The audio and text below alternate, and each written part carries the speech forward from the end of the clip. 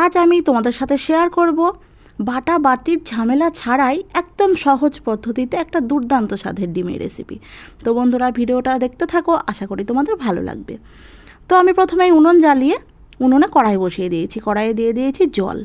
এবার জলের মধ্যে ডিমগুলোকে একে একে ছেড়ে দেবো সেদ্ধ হওয়ার জন্য, আর দিয়ে দেবো 1 চামচ মতো লবণ।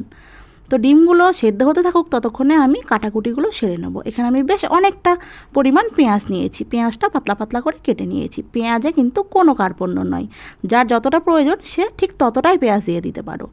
আর এখানে আমি কিছুটা রসুন আর আদা কুচিয়ে নিয়েছি, এই 1 চামচ মতো আদা আর 1 চামচ মতো রসুন, আর কয়েকটা কাঁচা লঙ্কাও একদম ছোটো ছোটো করে কুচিয়ে নিয়েছি। লঙ্কাটা কিন্তু তোমরা তোমাদের প্রয়োজন মতো কম বেশি দিয়ে নিতে পারো।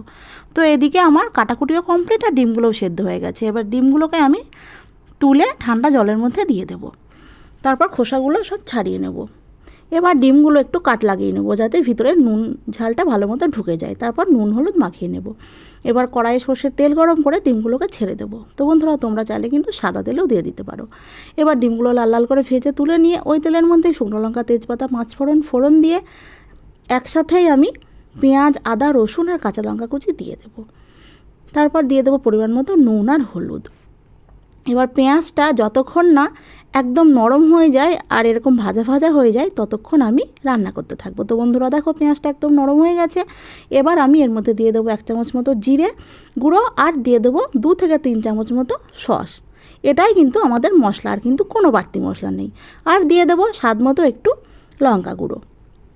এবার মশলাটা খুব ভালো মতো কষিয়ে নিয়ে এর মধ্যে আমি 1 কাপ মতো দিয়ে দেবো জল। তারপর দিয়ে দেবো ভেজে রাখা ডিম। এবার আরও 1.5 থেকে 2 মিনিট আমি একদম মিডিয়াম আঁচে রান্না করে নেব। তাহলে রেডি হয়ে গেল আমাদের দুর্দান্ত স্বাদের ডিমের কারি। তো বন্ধুরা, এই রেসিপিটা কিন্তু তোমরা রুটি বা পরোটার সাথে ট্রাই করতে পারো, দেখবে খুব ভালো লাগবে। আর খেয়ে কেমন হয়েছে আমাকে কিন্তু অবশ্যই জানিও। আর আমার ভিডিওটা যদি তোমাদের ভালো লাগে, তাহলে লাইক, শেয়ার আর কমেন্ট করে আমার পাশে থাকার অনুরোধ রইল। আবার পরের ভিডিওতে তোমাদের সাথে আমার দেখা হচ্ছে।